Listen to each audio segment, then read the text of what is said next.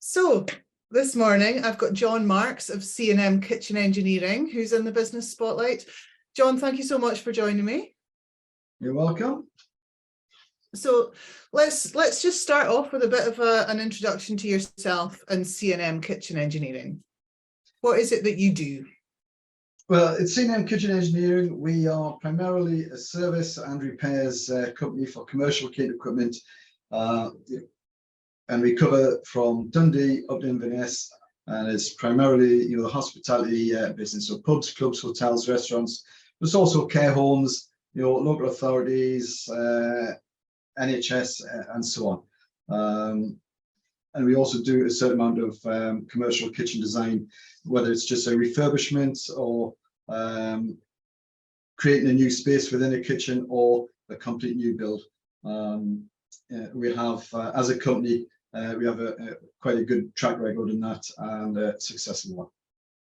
Fantastic. So I guess mostly the hospitality industry that you're working with, yeah. Yeah, it's mostly pubs, clubs, hotels, restaurants, and we do a fair amount with Aberdeenshire Council, with the school kitchens. We do a lot of maintenance and gas work for them. Okay, fantastic. So the hospitality side, that's taken a bit of a beating over the last few years. Has that been an ongoing impact to yourselves? It's obviously had a knock-on effect, with COVID and so on. But as a company, we've done really well through that period of time. For a period of months, through the initial lockdown, it was tight, but the furlough scheme helped out. We were able to keep things going, and with some of the contracts that we have, we were still able to go in and do the maintenance work on school kitchens and things like that, which was ideal because obviously there's no kids or anything in there, so it gave us unrestricted access compared to what we would experience normally. So we were able to keep a couple of guys full time throughout the period. The rest of the guys took benefit, or the company took the benefit of the furlough scheme, but we've produced good numbers over the last couple of years. Okay, good to hear. So talking about the team, then you're talking about the guys you kept on and the guys that you furloughed. How big's your team? How have you managed to build a team? So we've got 10 employees altogether. We have 5 engineers on the road, and the rest is just office admin and social media part of things as well. So it's the goal is to grow the team further, to take somebody else into the office on the project side of the business, and that's going to be something we will consider within the next 12 to 18 months. Whether we take on an apprentice or we take somebody on who's can hit the ground running is a decision yet to be made, because there are a lot of difficulties I see with taking on a young apprentice, basically due to the education system over the last 15 years appears without being too political, in rapid decline, and the level of numeracy and English is woeful. From conversations I've had in the past where we've been contemplating this role, so it's it is disappointing. I'm not saying everybody is in that position. I'm sure there are lots of bright, decent candidates out there, just yet to see them. But I'm sure they do exist. Is that a challenge that you've faced over the years, finding the right people? It's a challenge, getting engineers or anything, especially with the likes of apprenticeship schemes. So there is a specific apprenticeship scheme available in England, which is supported by the UK government. but it's not supported by the Scottish government. Now, the last time I checked, Aberdeen was part of the United Kingdom, but I can't get funding for it. So if I was to put one of the guys on it, it's going to cost me, 30 odd grand to do that apprenticeship over the 36-month period. I've got to send my guy down to Stockport, and all the costs involved with that. He's got to be down there every, I think it's every 6 or every 8 weeks, for a week at a time, on top of all the modules that he does. Now, if you're in England, the government will pay up to 95, subsidise you by up to 95%. In Scotland, no subsidy. Now, it's very disappointing. So within Scotland, and I'm a member of CEDA, which is the Cable Equipment Distributors Association, which is an industry body. You have to be of a certain level and standard of company before you can be a member of that. And they have people within the organisation which are always badgering government to get the interests of the sector at the forefront of discussions. Sadly, it's we've tried several things in Scotland and trying to get an apprenticeship scheme running where it's subsidised. It's non-existent. The colleges that are concerned want a minimum of 300 applicants before they'll take the scheme on. So just to give you some context of that, in England, the particular apprenticeship scheme at the moment has got 16 candidates running on that scheme at the moment. Now that's a population of 50+ million. Scotland with a population of 5 million, and they're expecting 300 candidates to be who want to be catering equipment engineers. It ain't going to happen. And there are a number of companies in the same position as myself would love to be taking an apprentice on and get a proper industry standard qualification, and it's not available to us in Scotland, which really is disappointing. It's difficult. You try your best to drive the business forward, but the level of investment that's required in that is huge, and it's disappointing. So we have to look at other avenues as to how we go about that. It's very frustrating, and I'm glad. It's a work in progress, but it reduces the ability to grow the team. So if I wanted to take somebody on and hit the ground running, catering engineers in Scotland are very, very, very difficult to come by. What we find is we've done it ourselves, and our competitors have done it. We've taken on plumbers and training them up, taking on electricians and training them up. But even then, you're taking on a mature candidate, and you've got to pay them not an apprentice salary. You're paying them a proper salary, but you've got a huge amount of training to do, and there's a lot of cost to the business. So it's frustrating because it puts a lot of constraints on actually growing the business. Cash flow, I understand that. And funds and so on, are tight. Not just for us, but for everyone.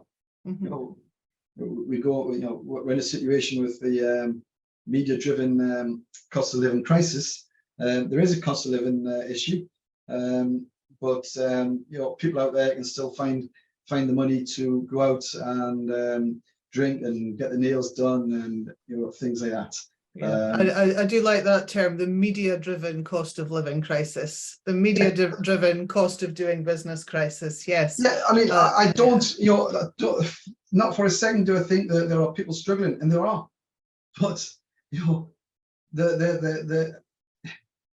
we talk about and it's in the media. Nurses at food banks, and it was on a Jeremy Vines show. There was a nurse using a food bank, earning a very good salary, with a partner earning a good salary, but using a food bank. Now, if you choose to drive a Range Rover and spend hugely on your credit cards and things like that, you've got to make and you've got the latest iPhone, and you have your Sky Movies and Paramount and Disney and Netflix and everything else.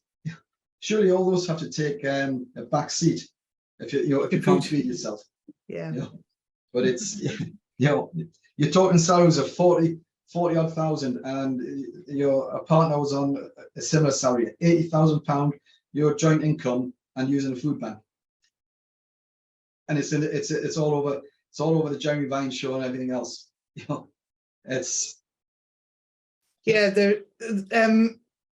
Society it causes a lot of problems for us in business, I guess. Yeah, because all that has a knock-on effect, because if people then say, oh, we can't afford to do this, we can't afford to do that. Well, you can afford to do a lot of things if you make sensible choices, whether it's in your personal life or in business. You've got to make the right choices. There is still, don't get me wrong, there are lots of people suffering. There are lots of people struggling with the energy bills and things like that. But the government has given a certain amount of support, on that. So it's it is difficult for a lot of people, but for the vast majority, yes, we've all seen a hit on a disposable income, but not to the extent that the media make it out to be. There are lots of people suffering, but not the vast majority aren't suffering in the way it's portrayed in the media. And again, that just has a knock-on effect with going out for meals. If people aren't going out for meals, the dishwasher isn't getting used, the dishwasher not getting used, then it's not going to break down, and then I'm not going to go and fix it. Well, not me personally, but my team aren't going to go and fix it. So it's all these things. If a restaurant's only doing 40 covers instead of the usual 80 covers, the equipment isn't getting used in the same way. It's not going to need the same amount of maintaining, etc., etc. It won't be breaking down as often, and that has a knock-on effect as to what we do. And it's just, it's the same for everybody within the industry. So let's talk about your journey as a business owner then, John. What have you learned about yourself while you've been running your own business? Well, I mean, I only bought the company. I created the company in October 2019, yeah, 2021. And I bought C&M Kitchen Engineering in January 22. Okay, and so I have two companies. I have C&M Kitchen Engineering and C&M Kitchen Engineers. I was advised to create a new company when I bought C&M Kitchen Engineering. And C&M Kitchen Engineering is now in the process of being wound up. Everybody knew us as kitchen engineers anyway. So I've been in business personally, running the business since January 2022. And it's, is it what you thought it would be? Yes and no. There have been a certain amount of challenges with the amount of paperwork as a business owner and bureaucracy and hoops you've got to jump through and things like that. We've got to have we're safe contractors certified, accredited and reset and things like that, which are all things which we need to work within the industry to prove that we have good health and safety practices and all that kind of stuff. So there's been a certain learning curve on just the amount of paperwork and tick boxes that you have to do to achieve certain things, and the realization that common sense doesn't prevail, no matter how much you try. So there's been a lot of frustrations, but it's also been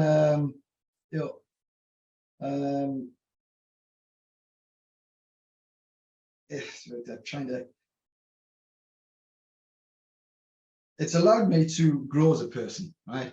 I don't have, in previous jobs, I'd be writing weekly reports and monthly reports to the board of directors and justifying your existence, and justifying why your sales are maybe 10% down this month, regardless of them being 220% of the month before. Being judged on just that month, and so on. It's different, and from the things that I've experienced in the past, that I've found to have a negative impact on people, I've ensured that I don't bring those practices into the team. We all have targets as such to reach. Nobody in here is driven on a sales target or anything like that. But we do have targets with regards first time fixes and customer satisfaction and things like that. What we don't want to be doing is leaving customers unhappy. We always ensure that when we leave a job, the customer might not like the bill, but nobody likes the bill. But at least we've done the job properly. Yeah. In the past, I've been quite an angry person, and what you can't do is be angry in business. And take that out on the people around you. So sometimes you've just got to suck it.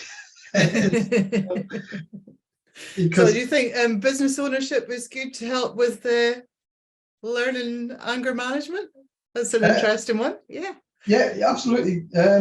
Because what you do has an effect on everybody else around you. Now, okay, you would say that's exactly the same whether you weren't a business owner. Yeah. But being a business owner, you want to keep the people around you, the good people around you. So you've really got to concentrate hard to ensure that what you're doing, you help grow the team and help people grow. I've been worked for companies where you have a line manager who doesn't allow people to grow, and would see people who maybe have different strengths to them as a threat. Now, I take the view as I couldn't care if I employed everybody around me and they all had degrees and far more intelligent than me and had better ideas than me, because why surround yourself with less intelligent people and yes people. Absolutely. I don't want a yes person sitting next to me. I want somebody who will say, don't think that's right. Perhaps we should look at doing it this way. And if it is right to do that, we will do it that way. My way isn't all. I don't sit here and say I'm the owner and what I say goes. Yes, I am the owner, and sometimes what I say will go, right? But it doesn't mean I'm right all the time. And you've got to stand up sometimes and say, yeah, I wasn't right with that. In future we'll do things a different way. So it's just it's ensuring that you allow people around you to grow and not throw all your negativities around people, because happy cliches, a happy workforce is a productive workforce and so on. That might be a cliche, but it's true. Yes. Yeah. If I've got 5 engineers coming in here moaning at me and going out moaning, they're not, the first thing the customer sees is an engineer's face that's, glowing down.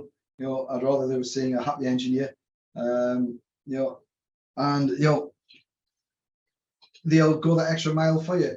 If you need them to do that little bit extra, then, they'll do it, because they know that, it's a two-way street. They help you, I help them. It's never, yes, you still got to maintain a certain, barrier as such, as the business owner and the person who, makes those final decisions, and keep a certain amount of discipline within the team. But everyone has to understand where that line is. But it's try not to have it them and us. Yeah. Previously, we've had a calendar with office staff holidays and engineers holidays. Well, the calendar has everybody on, because I don't have a differentiate between the office and the engineers. The only difference is they've all got vans the office don't have. Yeah.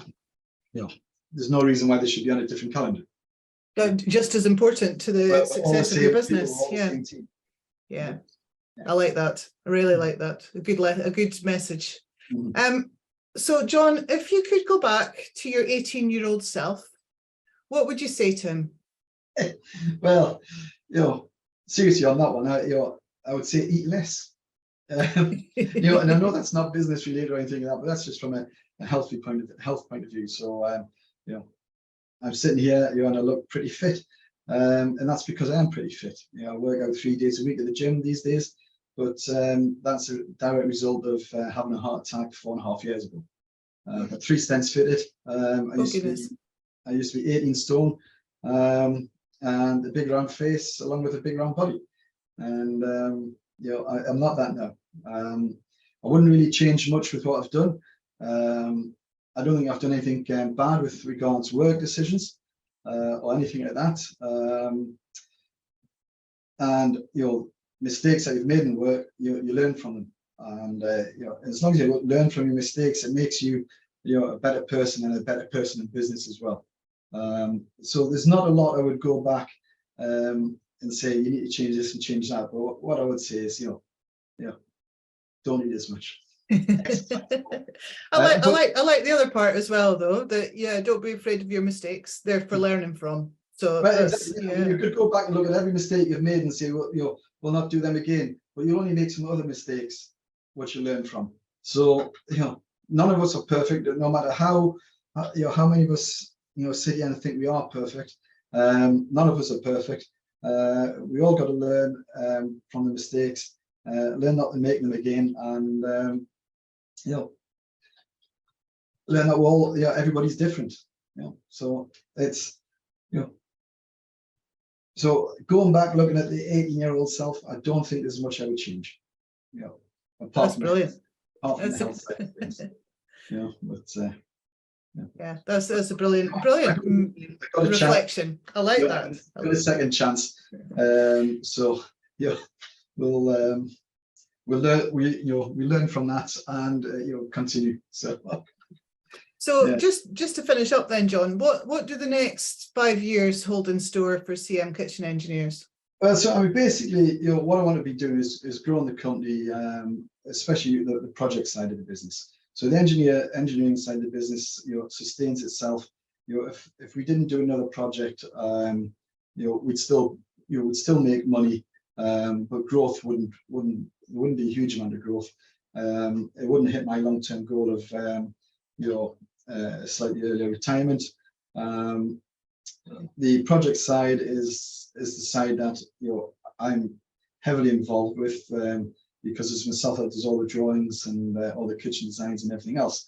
And I would like to have another 2 people within the team within the next 5 years doing that, and make us the premier design house for the northeast region of Scotland, basically from Dundee up to Inverness. And I think that's an achievable dream for the company.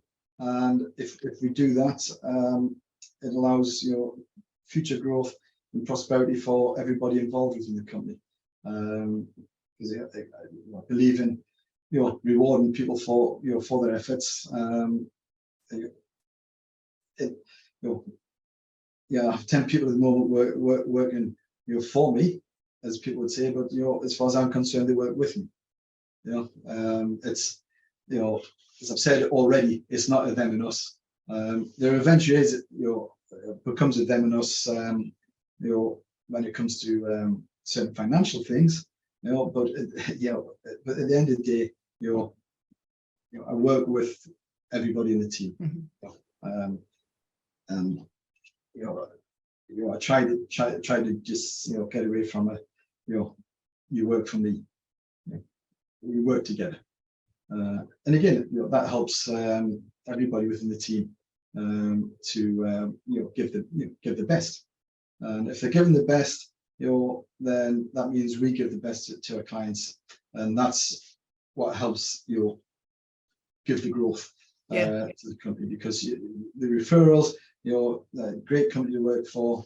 We've just finished a huge project for Balmoral Estate, and the customer testimonial from there was excellent.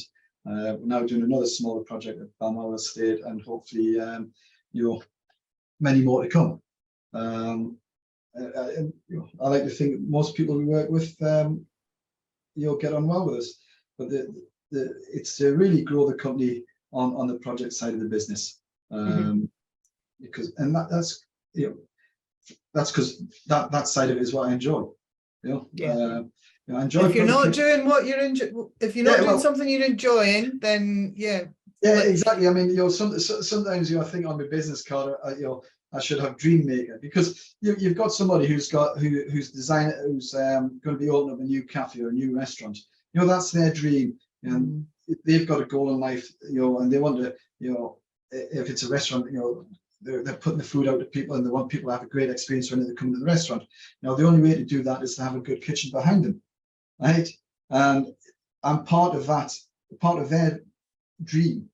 So I'm part of the mechanism to bring their dream to reality, and and so when you see that come through and you get a good response from them, well, it's good for the ego as well. That's why we're in business, isn't it? There's nothing wrong with having an ego and having it boosted from now and again. Yeah. Well, John Marks, kitchen engineer to the king. It's been an absolute pleasure to have you on the Business Spotlight today. Thank you very much. Yeah, it's no problem at all.